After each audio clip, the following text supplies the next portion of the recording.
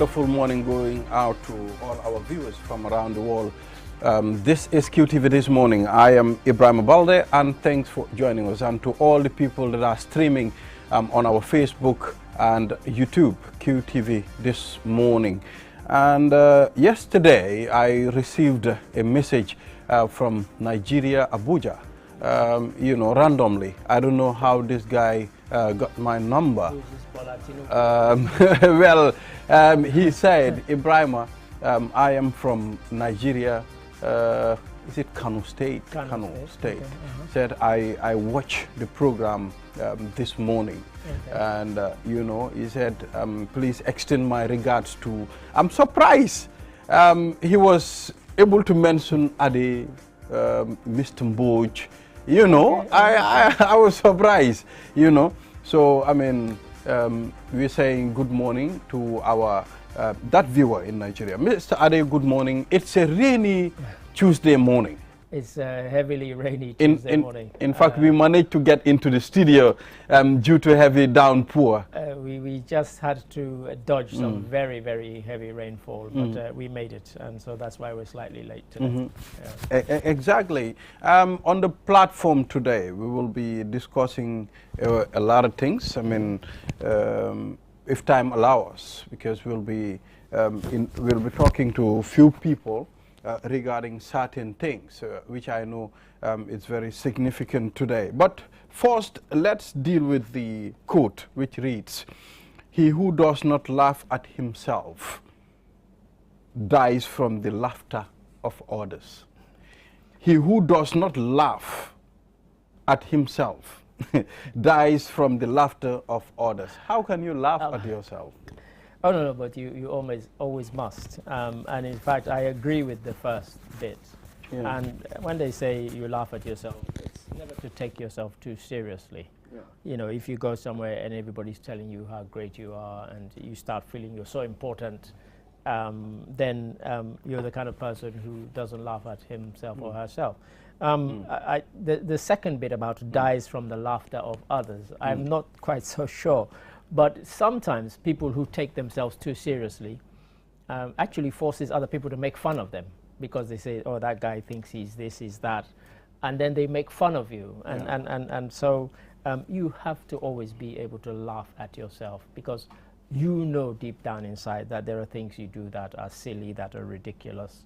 And when you do those things, you should be able to own it and laugh at yourself. And so it's a natural thing, never take yourself too seriously. Yeah. There's a saying that goes, you can fool the people, but you cannot fool yourself. You've known exactly how far you can go as a person. You've known your limitations. You know, I mean, how, where you can get. Yeah. You know your level, you understand? So it's similar to that. It's similar to that, because you're right, in the sense that other people might see a particular version of yourself, but you know that might not be the real version. And if they see that version and they like it, you don't tell them, no, that's not the real me. Let them keep on thinking it. But when you go home and you have your quiet moments to yourself, or you look in the mirror, you think, that guy who they're singing and dancing about, that's not really me. I know the real me. And so it's kind of similar that, and I guess this is what this is getting at. There's a bit, there's a little amalgamation, a mixture, whereby people will tell you sometimes, I mean, even if you know, make yourself you don't know. I mean, sit and criticize yourself. Yeah. I mean, pretend as if you are good at a thing, you still want to go beyond. Yeah. The only way you can achieve that is to criticize yourself. It's to tell yourself, I mean, you still have more to go. You still need to put extra effort. That for me, that's one of the things that I don't always succeed, but I've tried to live my life like that. I criticize myself. I probably criticize myself more viciously than anybody would ever be able to criticize me, because I know me and I know what I'm capable of, as you rightly say. You know your level, and so that level probably only you know, and you internalize it, and you use that to improve yourself every day. So that kind of self-criticism is again similar to this quote about laughing at yourself, but not taking yourself too seriously. Because when you do, I think that's dangerous. It means that you think that you're perfect, you have no faults, and of course no human being is perfect.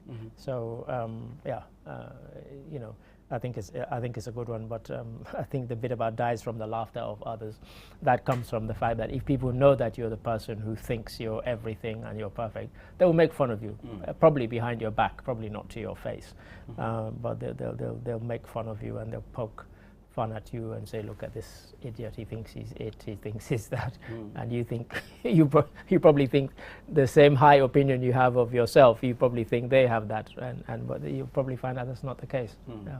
Well, I mean, there's something that I want us to discuss as well. Mr. Ade, there are people that you know, they are good almost at everything. You know, these are people that are very productive. I mean, at some point, whatever you put on their table, they will be able to solve that. Some people are, I think, is that a natural gift or something? Because there's a guy that I know. I mean, the guy is more than, like, he is part of more than, you know, 15 associations. And most of these associations, he is the Secretary General. And he executes these things accordingly, 100%. I mean, some people are gifted. Some people are gifted, and some people don't know when to say no.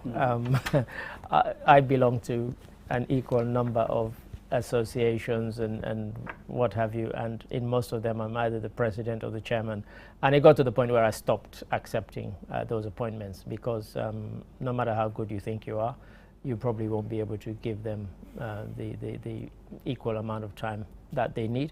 And also, when I moved from the UK to the Gambia, it meant that a lot of these things I was chairing them remotely, you know, so it was all Zoom calls and so on. And I don't think, you know, you can give it the same attention that it needs. But you're right, there are some people who, when from the outside, it seems as if everything they touch turns to gold. Everything they do well. And there are people like that. I grew up and I had two cousins who I liked them, I loved them, but I used to be irritated that our parents used to measure us against them. Both of them were the kind of people who, they came first in every subject. That's unusual, you know, and so for my parents to say, oh, look at Alake, look at Alfreda, why are you not like that? I'm like, sorry, they're like exceptional, you know, you don't want, not everybody can be exceptional, and so we were always being measured against them. But, you know, much as I liked them, that was the one thing. I didn't resent them, but I resented my parents always saying, oh, look at them, they came first in every subject. How come you came second or you came third? You know, it's like, what? You know, I'm sorry. I think third is not bad, you know, but yeah, that was what we had to. Yes, I engaged my sister the other day. I mean, she was always on top of her class. She's very good. Right. But this exam, she got second. Right. And she came celebrating, well, my result, this. I said to her, look, why are you celebrating? She said, I got second. I said, why did you get second? Yeah, quite. Why not? You are always on top of your class, sister. Well, you know, then this means it's a failure. To me, it's a failure. Yeah. You know, although maybe his brother wasn't even getting 5th position during school days. But I was trying to, I mean, just for her to focus on the first. You understand? At least for her to do better.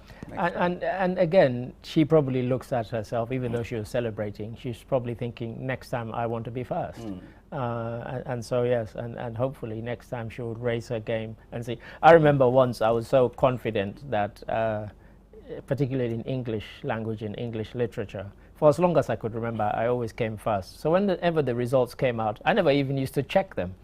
And then one day, I saw this group of boys running towards me. Darami, you came second. I'm like, what?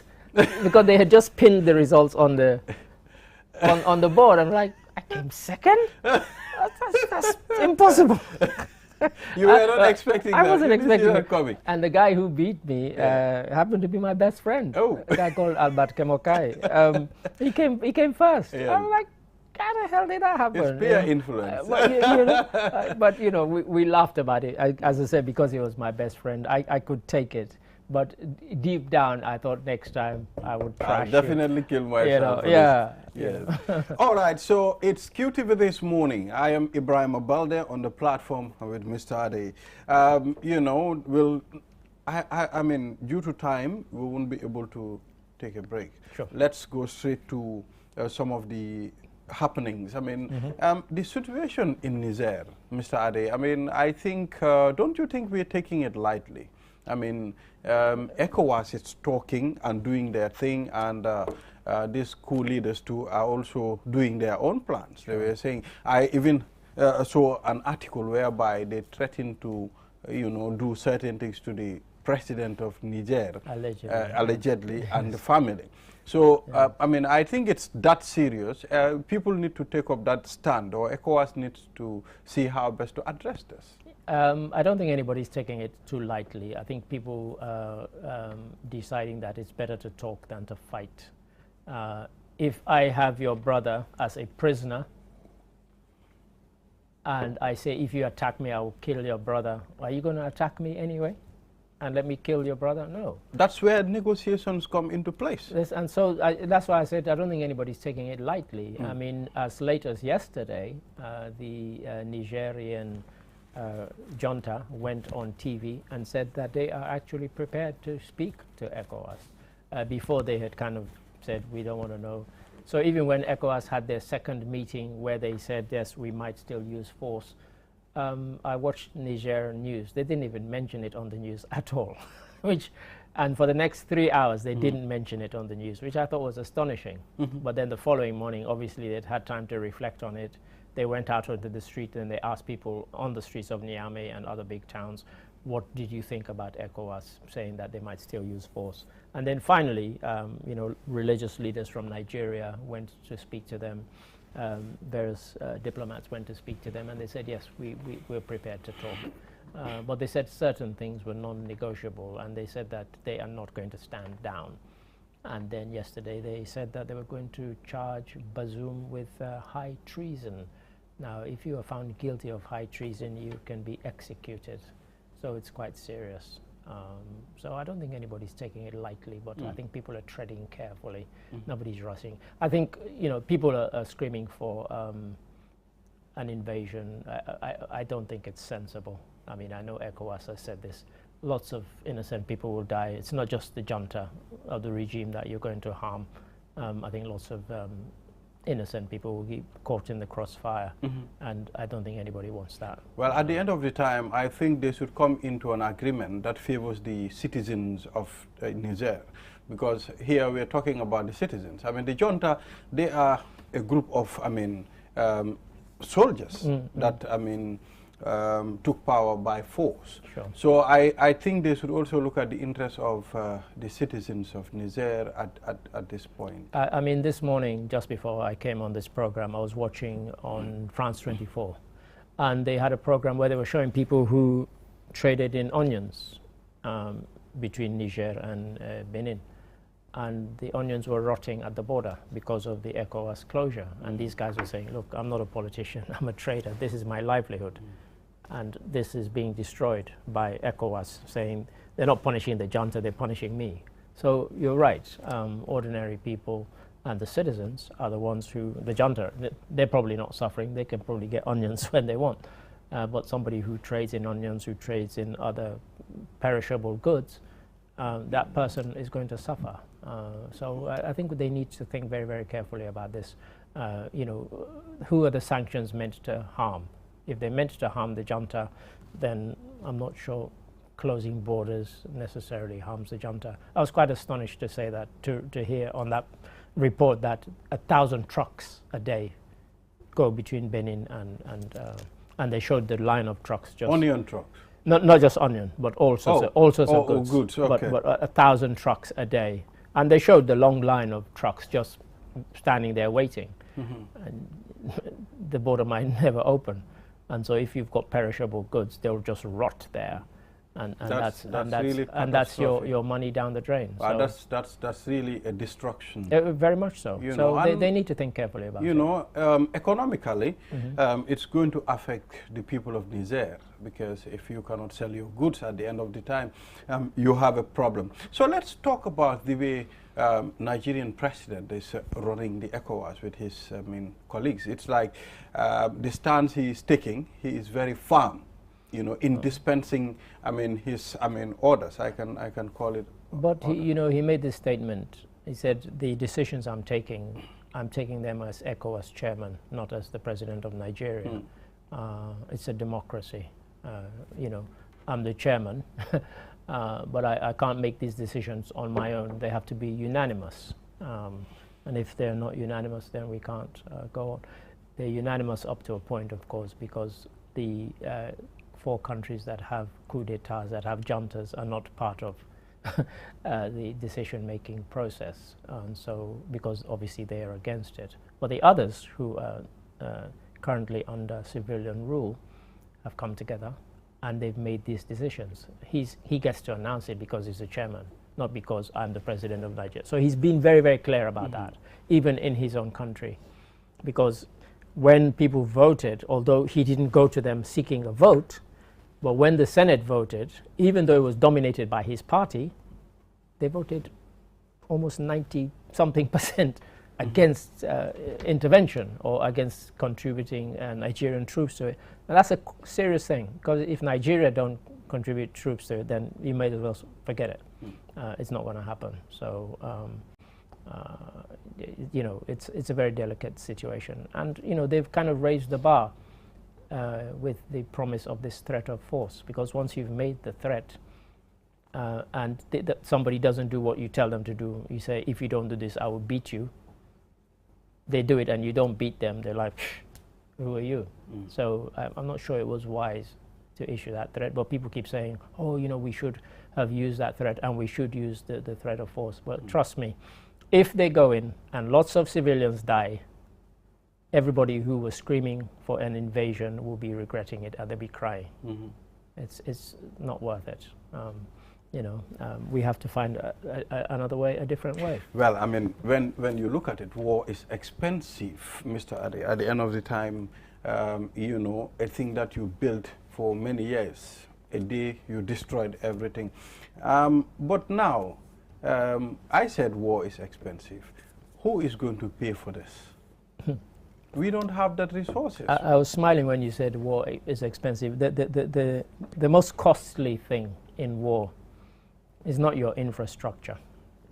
It's not the buildings, it's not the bridges, it's not the roads that get destroyed. It's the people who get killed. That's the most expensive cost of any war.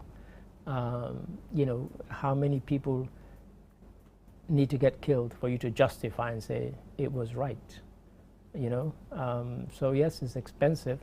But we've seen it in the past where countries have been destroyed by war and they have rebuilt. Probably most famous, probably Japan and Germany after the Second World War. Quite badly destroyed. And in a weird sort of way, the rebuilding that happened in those two countries actually made them progress faster than the countries that actually had destroyed them, because suddenly everything was new, whilst in England and in America you still had old everything. Whilst in Japan, new machinery in Germany, and new buildings, and suddenly those countries actually leapt ahead of, in Germany, in Europe, Germany were suddenly the leading nation, which they still are. And suddenly Japan, technologically, they leapt to the front and dominated. You and I know that you talk about electronics. They came to dominate that. So you can rebuild after war, but it's an expensive business. But the curious thing about human beings and governments is that many governments that will tell you we don't have money for ambulances and this and that will find money for new weapons. Exactly. Around the world, not just in Africa. It's around the world. Look how many billions America is pouring into the war, the Russia-Ukraine war. If somebody had said to them, spend those billions in the cities in America that are falling down, that are collapsing, the government would have said no. And yet they willingly have spent, 20 billion, in the war, and it's not even a war that they're directly involved in. Exactly. It's quite astonishing. Yeah, so Mr. Ade, I think the time that is given to us for the review of stories is already up. Yep. Now we'll take a short break. After the break, then the program continues. We're supposed to have Jibo M. Say, the Executive Director of Banjul Youth Diploma International Youth Day Dialogue, and we'll be talking to Aisy Jallo also in the studios. Then we also have Salman Sise, Sharing Wonders, sensitization on how to prevent diabetes and hypertension. We'll be talking to this group. So we'll take a short break. After the break, the program continues.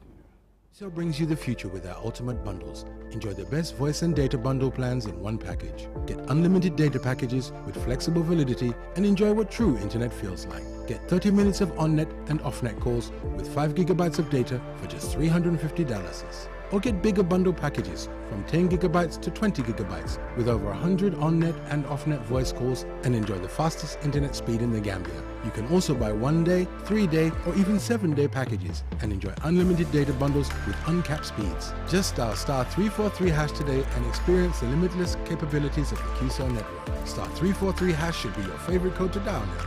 For more information, call our customer care on 111. QCell, we innovate, others follow. Step into the Espas Motors showroom for your luxurious name brand vehicle.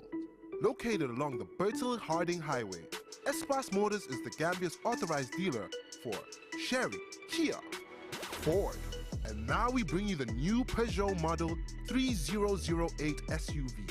18-inch alloy wheels, 216 inches high ground clearance, keyless entry system, start and stop button, rear parking assistance system, reverse camera, adaptive cruise control with speed limit, LED daytime running lights, front and side airbags, 8-inch HD touchscreen. Not to forget our exquisite Peugeot Landtrek double cabin pickup with 2.1-liter diesel engine, 6-speed manual transmission 4x4, hill descent control, LED daytime running lights. Espas Motors, the authorized dealer for Peugeot. Visit us today or call us on 35-2222 or 353-4444. Do your banking the smart way with the new Ajib Bank mobile app. Transfer money to any bank account in the Gambia. Top up airtime for all networks. Pay utility bills. Check your account balance and view mini statements. Request for ATM cards. Request for checkbooks and more in a single touch. So, do your banking in a smart way. Do your banking now with Ajib Bank mobile app. Every time is banking time. Ajib Bank, your investment partner.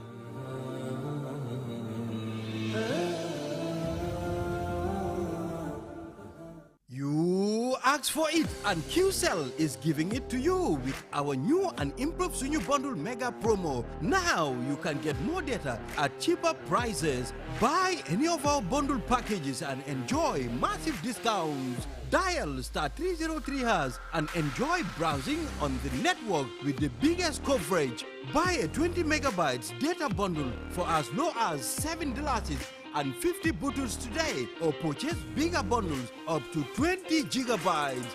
Yes, that's right, 20 gigabytes of data at your fingertips. With our mega promo bundles, you can browse more, chat longer, and stay connected on the go, anytime, anywhere. For more information, call our customer care on 111. QCell, we innovate. Orders follow. Terms and conditions apply.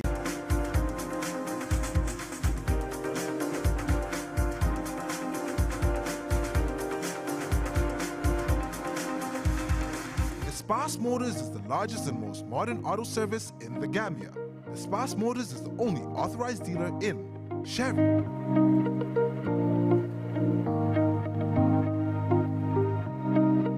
Mercedes-Benz trucks, Mercedes-Benz buses, Kia, Ford,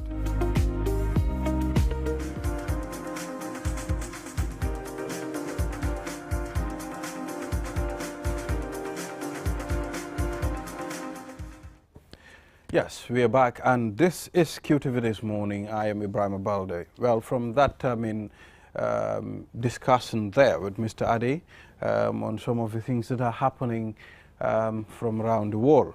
Now, Mainly Niger. exactly, mainly Niger. So now let's engage Jibo M. Saidi, Executive Director of Banjul Youth Diplomats, and Aisha Jallo, President. You're welcome, ladies and gentlemen. Is Aisha the President? Aisha is the director of Banjul Youth Diplomats. Oh, she's and the I am director. the executive president, yes. You are the executive president. Yes. Then I'm gonna deal with Eso Nyasi. Why did Eso give me wrong titles? Yes. So I mean, it's good to have you here, and Aisha, please, Jibo, can you take us through what the Banjul Youth Diplomats stand for? Thank you very much, Mr. Balde. Thank you for having us on the show. Like you rightly said, Jibo M. Saidi is a household name, of course. The Banjul Youth Diplomats is a non-profit organization in the country that is founded to support diplomacy. In 2019, where I traveled with some young delegates to Accra to attend the International Youth Diplomacy Conference. So I challenged them to come back home upon different travel to say we have to give home something, at least. Some young people are desperate to travel every now and then from the country to attend diplomacy conference, but Gambia is not privileged yet to have a first Model United Nations conference in the Gambia where we can do simulation of a UN format. So we initiated the Banjul Youth Diplomacy Conference under the Banjul Youth Diplomat Secretariat. So with the Ministry of Youth and Sport, the National Youth Council, and today the Office of the President under the Secretary to Cabinet, Mr. Alunja. So we try to open a file at the Office of the President as well to start up something. And since 2019, we've been cooking to have the first MUN in the Gambia. We were kind of delayed with COVID-19 and not having, of course, a proper, I would not say, a state-of-the-art conference center to hold such a platform. And alhamdulillah, now we have one, a way to go. So that is why we decided to also launch the National Youth Dialogue along with it. Interesting. Well, how is this going to change the narrative when it comes to diplomacy in our country? It will change a lot. Young people in Africa, particularly Gambia, do not result in negotiation that much, don't believe in the policies and the beliefs of diplomacy. They want to copy what they see from other countries. They don't copy the good ones, particularly saying. They like to see result in things that will make forces or push force to happen. If you look at some of the issues that happen in the country, young people will say, them tires by the road and do a peaceful demonstration. Even if things happen outside the country and we want to do it here to stand for solidarity, we want to do it in the rough way in the Gambia. So we feel diplomacy will change the status quo and it will prepare the minds and prepare young people in particular into circumventing issues and the life we're going into. One guy in Accra would say to me, he said, forget about all the definitions of diplomacy. He said, diplomacy is a nice way to tell someone go to hell. And they will come back and ask for direction. So you don't need to force anyone to do all this. So in a broader context, we just want to prepare young people to adopt diplomacy and, of course, find meaningful negotiation in addressing our issues as young people and as Gambians in moving forward. And this is no better way to do that. And if we come to the National Youth Dialogue, you will see that we have achieved one part of it.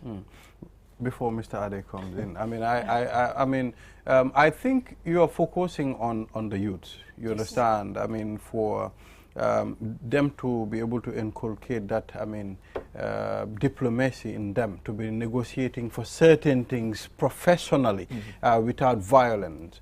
But the other end too, even if you use diplomacy, if you did not engage the other one too, it's still going to be a problem that prompt the youths to go out and use force to do certain things. Which is the other one? Well, the other one, the authorities. When we are angry. The authorities, yes. Yes, when we are angry. Yes. I mean, these are the people that we demonstrate against. Yes. I mean, I think it's important to engage those people them. to how important it is to accept these people. Exactly. So when we started, we've not left government behind. We've been engaging them several times, back and forth in this whole initiative, and alhamdulillah, they've been responding positively. Now, when we approach the Vice President, Office of the President, and of course the Secretary to Cabinet, this is welcome. That is why they said, look, we cannot just do but open a file at State House to ensure that these things work. Now, the National Youth Dialogue, which was held on the 12th of August, International Youth Day, was aimed at bringing duty bearers and young people for the first time on the same platform. Now, the unique part of the day is that we celebrated is we would not have duty bearers to come and speak. We would have young people with different topics to come and present and say, this is the way forward for the country, and then get the duty bearers to pass a statement accepting the way forward. So when we when we compiled the report from, in fact, just to say we hired 2 or 3 rapporteurs on the day, including our secretariat, just to have proper report and not leave everything out. So that when we submit this report to the Office of the President and the UN bodies in the country, if they have their cabinet meetings, the President will reflect on Sunday, okay, fine, these young people have engaged us now. Now, these are some of the resolutions passed, and these are the recommendations that they're putting forward. How do we act on it and have them as our allies and partners? That is why they are not left behind. Yes. Aisha, I'll come to you, as my colleague seems to have ignored you completely. If I'm watching and I'm a youth, how does one get involved in Banjul Youth Diplomats? Because we've not heard that, and I just wondered if you could just let our viewers know. Yeah, Banjul Youth Diplomat, like my president mentioned, is a youth-led organization, and this organization is geared towards what we're trying to shape the mind of the young people in so many ways, very diverse way. So I believe everyone is involved. All young people are involved. How do you reach out to people? How do you, what's your outreach program in getting people to come on board? What we've done so far, this is the first event that we've organized, which is the National Youth Dialogue, and we have our own admin for now. Right. So it's not like a membership you have to apply and come in for now. So we have our own membership, we have our own admin for now, and he's the president, the director, and then we have this secretariat where you have head of logistics and the team. We have our team working together. So what we do is, what we have done so far is we reached out to youth leaders to come on board and then to make this day very meaningful. And then we opened invitations to all youth in the Gambia to come and attend so that they could learn from it. But because we are organizing an international conference, in that case, our website is still building. Yes. We'll still launch it as well. Exactly, we launched it, and then we're building on it. So next year we want to host the biggest conference in the country, international conference, where we'll have delegates from other countries to come. So what we're going to do is we'll make sure registration is going to be out there for all youths to apply. And in that way, everyone will be on board. And can I just say, if you're going to launch a website, can you please make it so that it's up to date? Because, and I'll say this on camera, so it's on record, almost no government website is up to date. Almost none. So, you know, sue me if you want, and I'll show you the evidence. But please, don't build a website for the sake of building it. If you are going to put a website, that is your face to the world. Definitely. If I want to engage with you, I don't have your phone number. I need to be able to go on your website and find the information I need. And that is something that is completely lacking with our government ministries, I'm sad to say. And like I said, I can show the evidence if they want. So of course, don't just build the website and say, oh, we have a website, we're launching it. It needs to be up to date. And it's a serious matter. Because, as I said, if it's a national or it's an international organization, if somebody's in Basse and they don't have either of your phone numbers, they should be able to go on there and get the information they need. If somebody in Accra wants to find out what you guys are doing, they need to be able to go on your website and find the information that they need. So please, keep that in mind. Definitely. What I can assure you is that, like my president said, we've been building on this from 2019. So if you've been following the activity on Saturday on the Maybe Youth you guys Day, need to advise government. But anyway. Definitely. Yeah, we're building it, and I'm sure when you see it, you'll be very pleased with it. I hope so. And just to add up to that, I am one person that don't take things lightly. You don't give me 10%, you don't give me 100 and I take 100, I ask for 1,000. Okay. So if the team are listening, they know. If they're watching, they understand how I work. I push people to the extreme limit just to ensure we have the best out of it. In all the diplomacy conferences happening in the world, I've seen all their websites. We try to take time to follow every website bit by bit. And when we set our website, even yesterday when I was in my office, I had to just open the website and I was like, goosebumps all over. Goosebumps, because I knew exactly what has come out, and that is next to nothing in the world. That is the biggest right now that we have in the Gambia. And if you follow us on our website, we would always be up to it. And because the people that are running it are computer science students from the university, and they're challenging themselves every day to do better in this country. And they are handling everything, and we're ensuring that we keep it to that. Okay, let me come back to the real world now. We're talking about diplomacy in the kind of, abstract way. Yes. Definitely. We've heard just before you guys came on air, we're talking about Niger. Yeah. I'll come to you first, Aisha, and then to you. If you were to advise ECOWAS in the Niger conflict, what would that? Wait, let's make it real. Oh, yes, yes, because yes, otherwise yes, we're just yes. theorizing. Oh, no, we will be there, of course. Otherwise of we're course, just theorizing. course, So let's make it real. It's our business. So We're talking, is. you know, It we're saying is. we want to be diplomats and so on. It is. Okay, let's practice on a real situation. It is. Niger has happened. So advise ECOWAS. What should they do? For me, what I'm going to tell ECOWAS is to actually take their time, let them not mistakenly take any step at this point to fight Niger, because it can be very detrimental to every surrounding right now. Sure. So it is a very critical situation. Yes, we know the coup and all that we're saying we don't allow and everything, but who is masterminding this? Who is putting this in the mind of ECOWAS right now, and who is supporting ECOWAS? Because at the end of the day, when ECOWAS fights in Israel and it bounces back, we are the people that are going to suffer at the end of the day. So I think dialogue is the most important thing at this point, and then they need to come to terms. I think for me, it's better than them taking the decision to bounce back on Niger. Jibu, over to you. Yes, I would just pick it up from where Aisha stops. We believe in the values of negotiation and talking and dialogue. Sometimes it's hard to convince people, but when they hear the right word, they're convinced. Sure. What happened recently, we've all been following that on the news and some of the things that they want to result into. ECOWAS should first understand their mandate as ECOWAS and understand who they're serving. That's one. And again, at Niger level right now, what is the benefit of attacking the country right now? And the detrimental to Africa as a country in particular. Now, all these Western countries have an interest in Niger right now. Any other person that wage war on people have a particular interest beyond the war. Sure. So that is what we need to consider and factor as an ECOWAS community and look into the benefit. Now, we don't encourage more people to go around and doing coup d'etats. We don't. Definitely, we are not encouraging that. But I'll say this on TV. Sometimes some of these coup d'etats effect change. You know, one guy would say to usher in the new, the old must be put to rest. I'll give you an example. We're talking Sometimes. about, we're Yes, talking about, you know, Niger has had quite a number of coup d'etats. The first coup d'etat they had was because they said the president had been in power for 13 years. And they said that was too long. The person who overthrew him was in power for 14 years. So sometimes people come, they make these coup d'etats and they make all these verbose, bombastic statements. We're here to do change and this and that and that. Kunche, when he took over, he was in power for 14 Well, years. it happened in the Gambia. It happened here. When this former course. president said 22. on an interview, 22 years.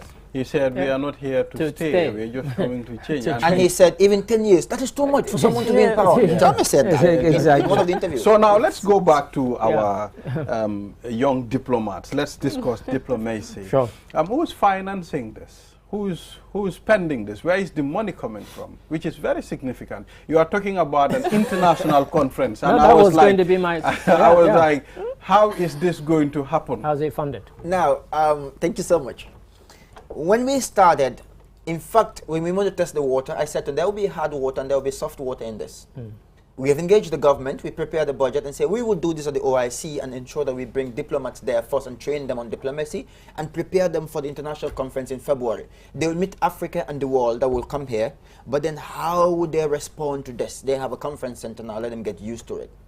Now, the thematic one we took is at around 35,000. Yeah, now, funnily, the conference center will tell you cannot bring food to the conference center. That's one. And then there are waters. Mind you, on QTV, when you are mentioning conference center, you have to mention Sir Dawda Kairaba. Thank you. Sorry, but let me clarify that part. I just want to say this very clear. Someone sent a message. I said, wow, it's Sir Dawda. It's Sir Dawda Kairaba Jawara. Yes. So we said, okay, fine. We were charged for food and water because we were taking care of lunch. Sure. Now, I just want to get us through that before I give you the finance detail a little bit. So the water is too expensive. That's what I think at the ground, because you're charging, 28,000 just for water. That's just too much. And you're charging $200,000 for food per head is $1,000. And we'll look at ourselves and say, how many delegates are we bringing? We don't have that money. If government say they will support that, that's a plus. We will take it. But since government is not paying for that, we cannot pay it. We wrote to a lot of partners in this country. Gambia is a whole symposium country these days. It's time we quit the symposium, start taking every word to action. We reached out to so many. Few came in. Few individuals said they would not see it go. And I told my friends, I could remember telling the director of BYD that even if I have to sell my car and whatever I do, the young people will gather on a youth day. I said it to her. I said, my car is for sale. Even if I had to take the biggest loan in the country, this event will hold, inshallah. And the young people will come and pass their statement. And when we reach out to so many people, the first money we had was from a philanthropist. A guy gave us, he said he wouldn't want to be mentioned. He said, well, don't mention anybody. And then we went and paid the conference center. Now, funnily, we went back and forth with Office of the Vice President. But then it wasn't called for. I mean, I don't want to say it so because we're diplomats now. We have to just do diplomatic. But sometimes I think it is important. You know, the young people need you, and when they do, you always have to come out and support. The National Youth Dialogue is the only event happening on the Day of the Youth, on an International Youth Day in the country. The little you could do for young people of this country is to support them on their day. On their day. Not any other day, but on their day. You could have just come out and support them. Now they're inviting all the duty bearers, such as yourself, to come and talk to them and listen to their solution. I mean, the little you could do is give back. Absolutely. So support was an issue. We reached individuals and companies, you know, people like Bloombank, few of them came up. You know, I respect Bloombank as a bank that came up in the level and said, we would partner, we would help you guys to have this thing going. That's a good one. And it really helped us. So moving forward, we think at Banjul Youth Diplomats, like I said to the team, we cannot wait. And we will not wait. When the government comes to play financially, we would go. Because government are our partners, yes, we will partner with government and go. But in the financial aspect of it, whoever comes, the new fakers economy. Well, we are going. The young people have to take a lead and say, whether Jibu comes, whether Balde comes, or Mr. Ade comes, we would go. The new fakers economy. When they call, we will tell them we are on our way. I like the energy. I mean, it's sometimes you know, difficult for you to reach out to certain things and get certain people on board. But I mean, let them meet you there. I mean, let them support you. Let them see at least you are 1 or 2 steps ahead before they support you. And funnily, I'll just add this. I was talking to the Honorable Secretary to Cabinet on the day we were on the phone when the event was starting. I said to him, we would not allow anyone here on diplomatic ground to throw blame on government. And then we would not also take the blame from government. I think we're clear about that a little bit.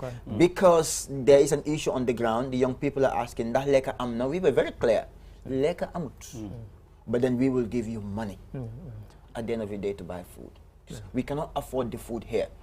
Sada the Karabajawar outsource their food. But they still would not allow food to come in. But the food that is being outsourced still comes in. So if they allow us to take at least $25,000 or 18 or 19,000 to make snacks outside, we would have had enough food to eat and water.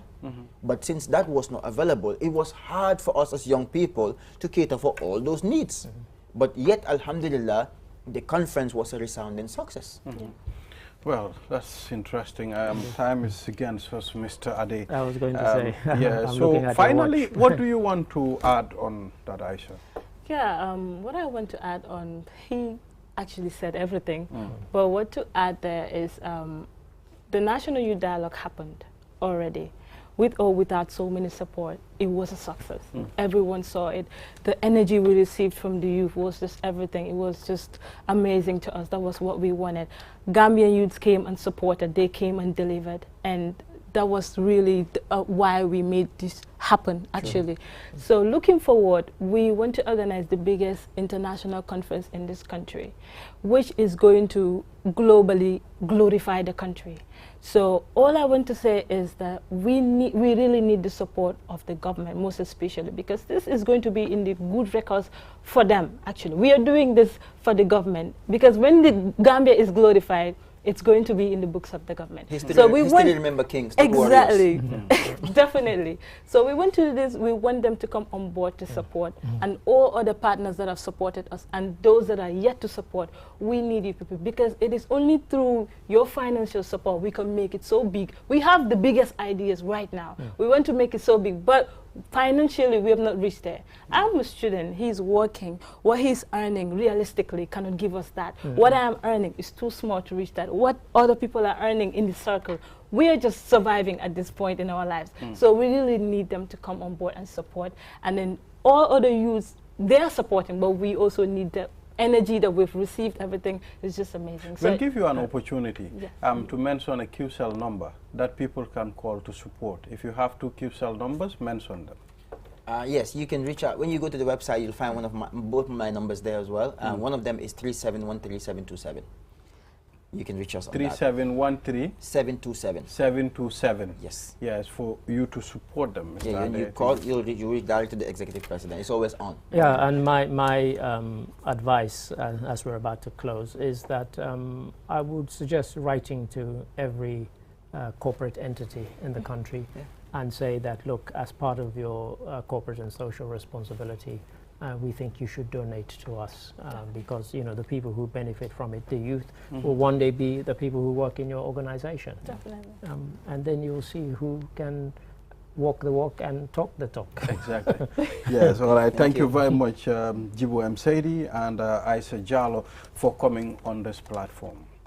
Viewers, we'll take a short break. After the break, the program continues. We'll be right back. Technology has always been at the forefront of our lives, and the way we use it has evolved drastically over the years. With the advent of 5G internet, we are entering a new era of technological innovation that promises to transform the way we live, work, and play. 5G internet is capable of providing data speeds up to 100 times faster than 4G, making it the ideal solution for streaming high-quality videos, playing online games, and downloading large files on the go. 5G internet is already transforming cities across the globe, powering smart cities, self-driving cars, and virtual reality experiences that were once thought impossible. 5G internet is also paving the way for Internet of Things, allowing for seamless connectivity between devices and the creation of a truly connected world. For the first time in the Gambia, QCell is bringing tomorrow's technology to you today with the launch of QCell 5G Internet. Get ready to experience the out-of-this-world wonders of QCell's 5G Internet. For more information, call 111. QCell. We innovate, others follow. The future is now. With QCell's 5G network, experience speeds like never before with our new 5G Rocket Fix internet plan. Get speeds from 10 Mbps to 100 Mbps. Your 5G-enabled devices. Walk into QCell headquarters to get one of our 5G routers and experience the true feeling of 5G. Only with QCell. QCell brings you the future. Tech, innovation, incredible speed. The future is now. For more information, call our customer care on 111. QCell, Sunyapus. We innovate, others follow. Terms and conditions apply. QCell brings you the future with our ultimate bundles. Enjoy the best voice and data bundle plans in one package. Get unlimited data packages with flexible validity and enjoy what true internet feels like. Get 30 minutes of on-net and off-net calls with 5 gigabytes of data for just $350. Or get bigger bundle packages from 10 gigabytes to 20 gigabytes with over 100 on-net and off-net voice calls and enjoy the fastest internet speed in the Gambia. You can also buy 1-day, 3-day or even 7-day packages and enjoy unlimited data bundles with uncapped speeds. Just dial *343# today and experience the limitless capabilities of the QCell network. *343# should be your favorite code to dial now. For more information, call our customer care on 111.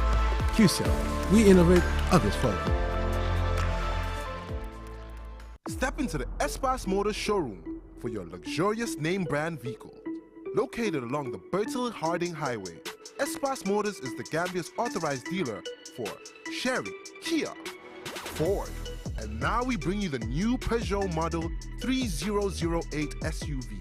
18-inch alloy wheels, 216 inches high ground clearance, keyless entry system, start and stop button, rear parking assistance system with reverse camera, adaptive cruise control with speed limit, LED daytime running lights, front and side airbags, 8-inch HD touchscreen. Not to forget our exquisite Peugeot Landtrek double cabin pickup with 2.1-liter diesel engine, 6-speed manual transmission 4x4, hill descent control, LED daytime running lights. Espas Motors, the authorized dealer for Peugeot. Visit us today or call us on 22222 or 353-4444. Do your banking the smart way with the new Ajibank mobile app. Transfer money to any bank account in the Gambia. Top up airtime for all networks. Pay utility bills. Check your account balance and view mini statements. Request for ATM cards. Request for checkbooks and more in a single touch. So, do your banking in a smart way. Do your banking now with Ajibank mobile app. Every time is banking time. Ajibank, your investment partner.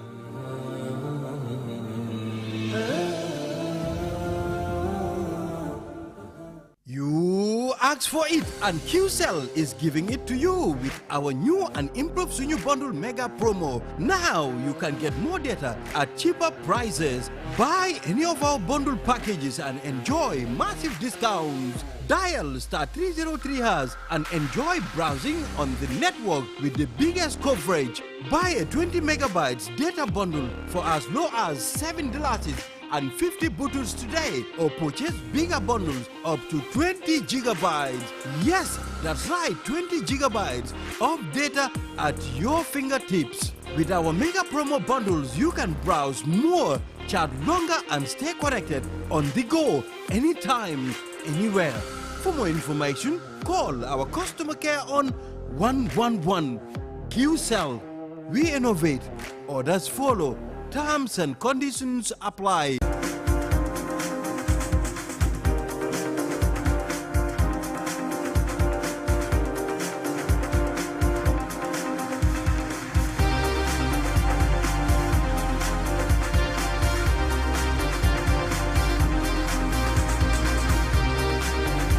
Technology has always been at the forefront of our lives, and the way we use it has evolved drastically over the years. With the advent of 5G internet, we are entering a new era of technological innovation that promises to transform the way we live, work, and play. 5G internet is capable of providing data speeds up to 100 times faster than 4G, making it the ideal solution for streaming high-quality videos, playing online games, and downloading large files on the go. 5G internet is already transforming cities across the globe, powering smart cities, self-driving cars, and virtual reality experiences that were once thought impossible. 5G internet is also paving the way for Internet of Things, allowing for seamless connectivity between devices and the creation of a truly connected world. For the first time in the Gambia, QCell is bringing tomorrow's technology to you today with the launch of QCell 5G internet. Get ready to experience the out-of-this-world wonders of QCell's 5G internet. For more information, call 111. QCell, we innovate, others follow. The future is now with QCell's 5G network. Experience speeds like never before with our new 5G Rocket Fixed Internet plan. Get speeds from 10 Mbps to 100 Mbps. Your 5G-enabled devices. Walk into QCell headquarters to get one of our 5G routers and experience the true feeling of 5G. Only with QCell. QCell brings you the future. Tech, innovation, incredible speed. The future is now. For more information, call our customer care on 111. QCell, Sunyabus. We innovate, others follow. Terms and conditions apply. QCell brings you the future with our ultimate bundles. Enjoy the best voice and data bundle plans in one package. Get unlimited data packages with flexible validity and enjoy what true internet feels like. Get 30 minutes of on-net and off-net calls with 5 gigabytes of data for just $350. Or get bigger bundle packages from 10 gigabytes to 20 gigabytes with over 100...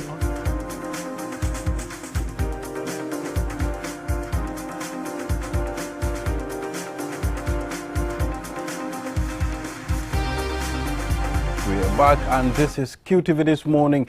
I am Ibrahim Abalde, and now let's talk to Sharing Wonders, and organization that is helping people in communities, especially those affected with diabetes and hypertension. They will help you to take you through the process of preventing diabetes and hypertension. I think this is a great gesture. You are what you eat. as you were saying it on the screen there, how to cook healthy. It's significant. And we have Fode Cisse and Salman Cisse in the studio from Sharing Wonders. Gentlemen, welcome to QTV this morning. Thank you, Mr. Balde, for having us. Yes. So let's start with Salman. Please, can you take us through why Sharing Wonders? All right. Thank you very much for having us. We are very, very honored and delighted to be here. And I also want to first send my greetings to all the beautiful viewers and listeners who take this time to listen to us in order for us to be here. Okay, going to your first question, why Sharing Wonders? Now, Sharing Wonders is a charitable organization, and a charitable organization that was started with one person, who is our mom, Mama Badri. She's in the UK, and it comes as a result of her not even planning it. She came around to the Gambia, and an incident happened in front of her. Someone was in need of water, badly in need of water. At the whole of that ward, they were struggling to have a well. So she decided she's going to dig a well for them. And then she did that and sent a report to his friends, to her friends rather, and said, look, this community I did this. Someone else said, okay, if that's the case, I also want to help. How can I? And it naturally comes that way. And as you speak today, we have 3 directors, both in the UK. So Sharing Wonders is actually a registered charity, both in the UK and also in the Gambia. And mainly we look into the things that are affecting the less privileged in the community. And not only that, but of course, people that actually need help in order to push the community in one way or the other, and also empowering the government's agenda of making a better state. Inshallah, yeah. Well, Mr. Adi, that's interesting. Well, it is. I mean, and you talked about that initial intervention, which led to where Sharing Wonders came to be. Yeah. But now we're here. We're talking about diabetes, and we're talking about hypertension. If anybody knows the statistics in West Africa, we have a disproportionate number of people with diabetes and hypertension, more than anywhere else. And it's really kind of weird. Obviously, Gambia is part of West Africa, and so, well, why did you decide to do that in the Gambia, this sensitization, and what exactly does that involve? And we'll come to you for in a minute. We haven't forgotten you. That's a very, very important question, because like I just said, we intervene in many sectors, but health is like nothing else. So when you are not healthy, you forget about everything else. Yeah. So yes, that is the actual answer. Because this is health, we came into partnership with Citizens Power. These are young youths in Brikama that come together to see how they can give back to the community. So they come to us with a proposal and said, this is what we want to do.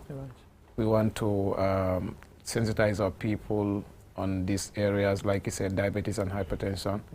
And already it's no secret, like you said, the growing numbers of diabetes and hypertension in the Gambia is very, very, is worrying. And many people are actually dying of it, not even knowing it. Yeah, and the ignorance is very, very high, and the death rate also is very high. So that's why we cannot ignore as a charity. When they came in, give their proposal, we said, yes, this is something we can do together. And for the country, why we're doing it for the Gambia, is because I will say again, the ignorance is very high, and sometimes the only people that tend to understand the dangers are the ones that are affected. Many people, I would say, as I speak now, are already affected with either diabetes or hypertension. They are not even knowing. And so there was a need actually to sensitize the community to come to that realization. Look, it's not only when you get to that level of dying, you should realize that you have diabetes or hypertension. They need to know before how to prevent themselves. Like we always say, prevention is better than cure. Of course. Thank you. Thank you for that. Fode, you and I have interacted on WhatsApp, but this is the first time we've met. And we heard mention there of Citizen Power. So what was it that inspired you as young people? Because it's not traditionally the sort of thing that people associate with young people getting interested in. So what was it that drove you to come up with this particular initiative? Yeah, thank you very much. And I'm really grateful to be here for the first time. And Citizens Power is an organization that is growing. And we started as 3 in number, So as we speak today, the organization is growing faster and wider. Okay. So actually, this was a concept that I had because I work in a hospital, wherein every Thursday I see people with hypertension and diabetes. Right. I was observing, like every week, I will register around 7 new cases that are coming. Wow. So I was recording it somewhere. And that's just in one hospital. Exactly. So I was looking at the pattern, and when I observe all these people are young people, Right.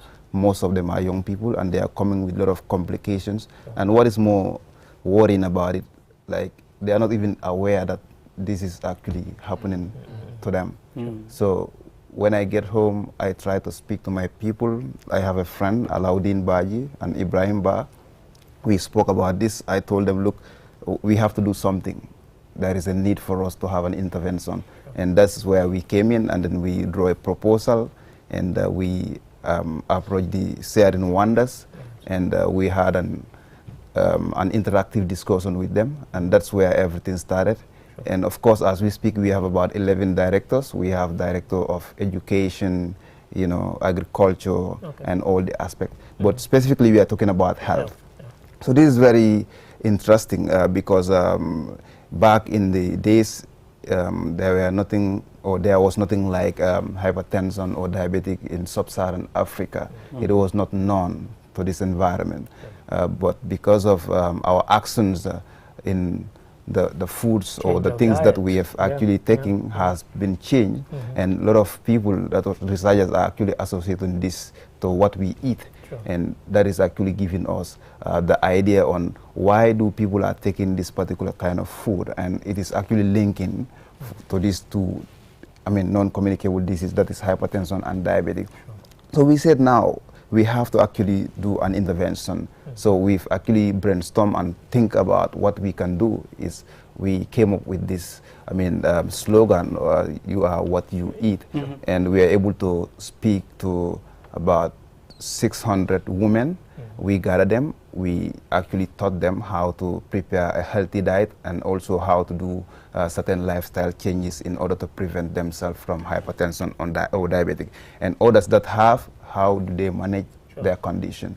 So essentially, this is the bottom line. Salman, you mentioned that, because I was going to come to that very point. How do you get people, when they've been used over decades to a particular diet, to a particular food, how do you move them away from that and convince them that actually, we all know that certain things are good for you in terms of your health and your well-being, but how do you move people away from that to, you're talking about sensitization, getting people to cook healthily. How do you get them to move? Yes, I'll quickly, just to add on to that, because time is against us. Then from answering his question, you can tell us your future plans. Okay. Yeah, so how do you get people to adopt something new? Change is not easy, we all know. Shifting from one thing, when you're used to something, to shift is very, very difficult. So one of the key things that one must do always is to inform. Information is very, very critical and very important. So you inform people, let them know first. Because when you impose, it does not work. So you have to inform them. And one of the ways that we're doing with the Citizen Power is to sensitize the community. And we start with that, like he just said, with 600 ladies. It was a very busy day from morning. The QTV was there. We were there. We were there since in the morning all the way to evening. And the ladies were very, very happy. So that's one thing. Also, the facts speaks. Because these are rumors everywhere. Almost in every 2-3 compounds in the Gambia. This is very, very well. This is a very serious thing. When we talk about it, the people pay attention. And we are very happy that QTV actually invited us for this program. Because we target 600 people. But as I'm speaking now, we expect that the whole country is listening to us. So let us take this information seriously. I will take the opportunity not only to answer your question, but also to pass the message itself. That let them take this very seriously, to know that this is fact. We have diabetes, we have hypertension. Necessarily, no one should die from these things. If we know the right approach, like they taught the ladies the other day, the food that they eat, how they should eat, use of everything is too bad. Too much of everything is bad, right? So if they use too much salt, for example, too much fat and all of these things, without knowing, it will result to a situation that they become frustrated, because when you get serious, so these things happen. Thank you, Salman. And quickly, future plan, quickly. We have little time to go. Yeah. Yeah, thank you very much. As a charity, we intervene in many areas. This is one key thing that we are looking up to, because we going forward as a charity, we are looking on not to promote dependency, but self-sustaining programs. So we have a lot of them. So we are promoting youths to be self-sustaining, like to have their own project, like we are doing with them. And also even the orphanage program, the sponsorship program, all of these things that we have, we are looking at them at a good way of how people can be self-reliant. Sure. And that's why we now go into community development. Like we just launched a market at Brikama Dar es Salaam that we are going to build. Instead of giving women every 2-3 months a bag of rice, we create something where they can generate income themselves. That is our future plans. And also to partner with an institution like QTV to give out information out to the people that is needed. Because information is very key, like I said. Absolutely. Yeah, so that's our future plan. Again, I'm speaking on behalf of, quickly, not to wrap up, but I'm speaking on behalf of my director, Sharing Wonders, Aman Ali. He have that thought. He always tells me, Salman, when we look at things, we have to look at a clear vision. We don't want people to come every day to our door to say, can I have a bread? We rather teach them how to get the bread.